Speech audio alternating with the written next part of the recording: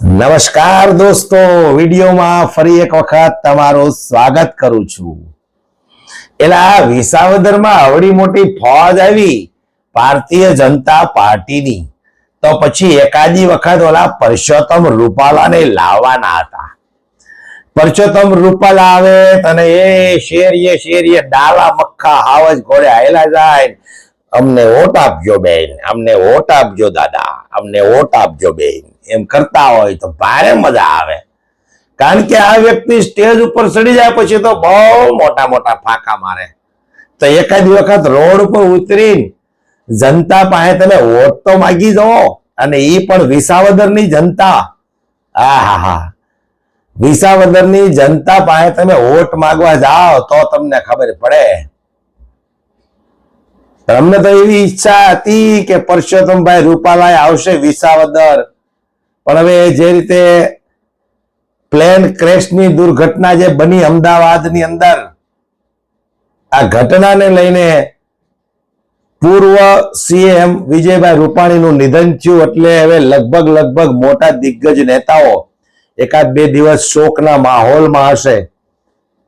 નહીતર તો એ પરસોત્તમ રૂપાલા આવ્યા હોત ને એકાદું સ્ટેજ ઉપર ચડીને ફાંકા ફોજદારી કરી હોત ને તો વિસાવદરની જનતાને ભારે મજા આવે. હે કેમ બોલે? કોંગ્રેસ વાળાએ નકરા બાવળિયા જ વાવ્યા. તો તમે આંબા વાવો, તમે આંબા વાવો એટલે આખી જિંદગી જનતાને કેરીઓ સોસવા મળે. કોંગ્રેસે બાવળિયા ભલે વાવ્યા હોય, તમે આંબા વાવો. હું કહું. અને આ પરસોત્તમ રૂપાલા એક એવા નેતા છે કે જેને નેતામાં કોઈ દિલચસ્પી નથી, ખાલી કોમેડી ભાષણ કરવામાં દિલચસ્પી છે. એટલે લોકો આને સાંભળે, આને મજા આવે. બાકી આનામાં નેતા જેવો એક કઈ ગુણ છે નહીં, નેતા જેવો એક કઈ ગુણ નથી. પણ આજે મને યાદ આવ્યું એટલે વાત કરી દઉં કે ક્ષત્રિય સમાજે વિસાવદર ભેસાણ તાલુકાની ચૂંટણીને લઈને ગોપાલ ઇટાલિયાને જે સમર્થન જાહેર કર્યું છે, એ ખૂબ એક રૂપાલાને એક બરાબર કરારો જવાબ આપ્યો છે. કારણ કે જે તે સમયે આ પરસોત્તમ રૂપાલાએ ક્ષત્રિય સમાજની મારી બેન દીકરીઓ પર અભદ્ર ટિપ્પણી કરી હતી. ત્યાર પછી ભાઈએ માફી તો બહુ માંગી, પણ ક્ષત્રિય સમાજની એક જ માંગ હતી કે પરસોત્તમ રૂપાલાની ટિકિટ કેન્સલ કરો. એકના બે નો થયા, એકના બે નો થયા ભાજપ વાળા. એટલે પરસોત્તમ રૂપાલાએ તો ગમે એમ કરીને ચૂંટણી લડી એટલે લડી જ. એટલે કહેવાનો મારો મતલબ એમ છે કે ક્ષત્રિય સમાજ જે રીતે આમ આદમી પાર્ટીના ઉમેદવાર ગોપાલ ઇટાલિયાના સમર્થનમાં આવ્યા છે, ત્યાર પછી ખૂબ મોટી સંખ્યામાં કોળી સમાજ પણ ગોપાલ ઇટાલિયાના સમર્થનમાં આવ્યા છે. અને કોળી સમાજના મારે અન્ય લોકોને પણ કહેવું છે કે એ વાત તમારે ક્યારેય ન ભૂલવી જોઈએ કે વિછિયા પંથકની અંદર એક કોળી સમાજના યુવકનું જે મર્ડર થઈ ગયું હતું, જે હત્યા કરી નાખવામાં આવી હતી, અને એ સમયે આ ભારતીય જનતા પાર્ટીના એક પણ નેતા એમના પરિવાર સુધી, એમના પરિવારને આશ્વાસન આપવા માટે નહોતા ગયા.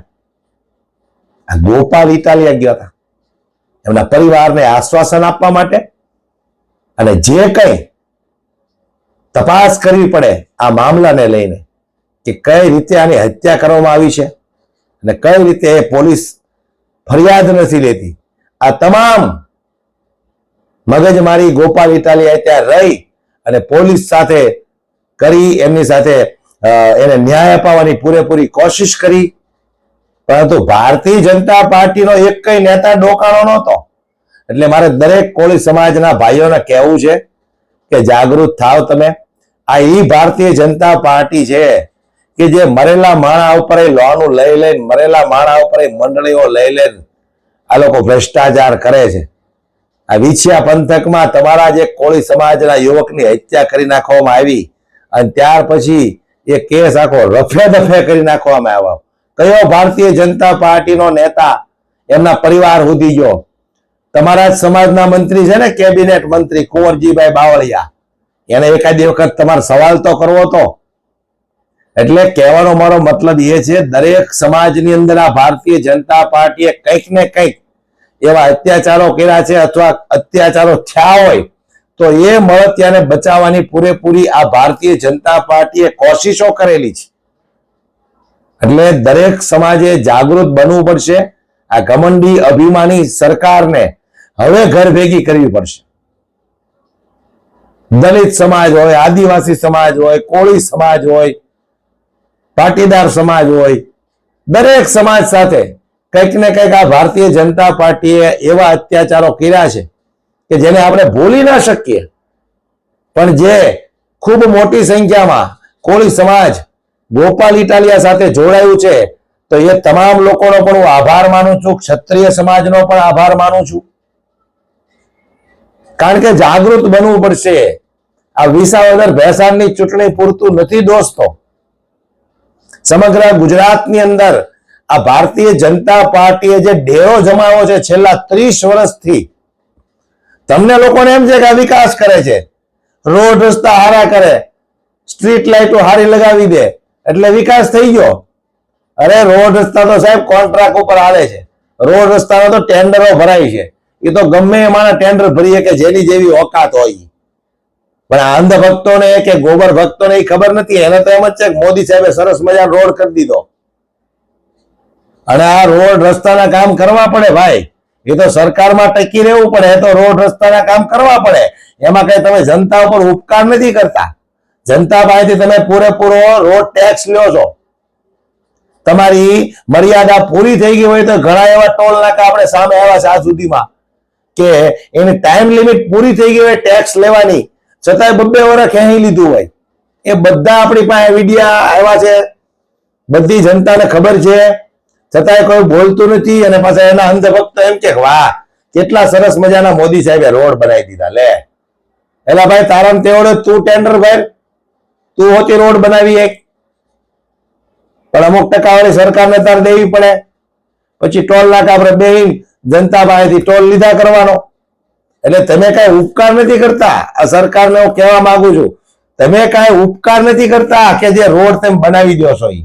પણ અંધભક્તોને ખબર નથી. એટલે આવી ઘણી નાની નાની બાબતો છે. અત્યારે આપણે આ બધું ક્યાં વીખવા દેવું. પણ જે રીતે વિસાવદર ભેસાણથી ગોપાલ ઇટાલિયા 40 થી 45,000 વોટોથી જીતી રહ્યા છે તો વધુમાં વધુ લોકો ગોપાલ ઇટાલિયાને સમર્થન કરે હું એવી આશા કરું. કારણ કે દરેક સમાજ સાથે કંઈક ને કંઈક અન્યાય થયો છે.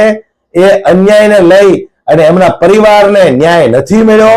એ આ ભ્રષ્ટ ભારતીય જનતા પાર્ટીના કારણે. એટલે આવો સૌ સાથે મળીને એક વખત આ વિસાવદરથી ગોપાલ ઇટાલિયાને જીતાવી વિધાનસભા સુધી આપણે મોકલીએ, જેથી કરીને દરેક લોકો જે વંચિત છે, ગરીબ છે, મજૂર છે, પશુપાલક છે, ખેડૂત છે, એ દરેક લોકોના પ્રશ્નો, એમના સવાલો વિધાનસભા સુધી પહોંચે.